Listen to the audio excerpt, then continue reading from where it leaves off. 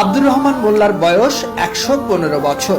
বাড়ি নাটোরের বড়াইগ্রাম উপজেলার নগর ইউনিয়নের বড়দেহা গ্রামে। প্রায় ২০ বছর আগে এক দুর্ঘটনায় দৃষ্টিশক্তি হারান। এর ৬ বছর পর বড় ছেলেকে সঙ্গে নিয়ে পবিত্র হজ পালন করেন। দেশে ফিরে নিজ গ্রামে ৫% জমির উপর তৈরি করেন একটি পাকা মসজিদ। মসজিদের নামেই তিনি জমিটি রেজিস্ট্রি করে দেন। এরপর নিজেই সেই মসজিদের মুয়াজ্জিন হিসেবে দায়িত্ব পালন শুরু করেন। কিন্তু জটিলতা দেখা দেয় মসজিদে আসা যাওয়া নিয়ে।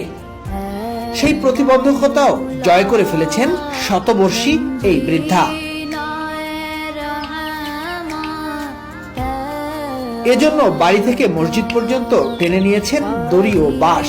এরপর দড়ি আর বাঁশের সাহায্যে নিয়মিত মসজিদে যাচ্ছেন।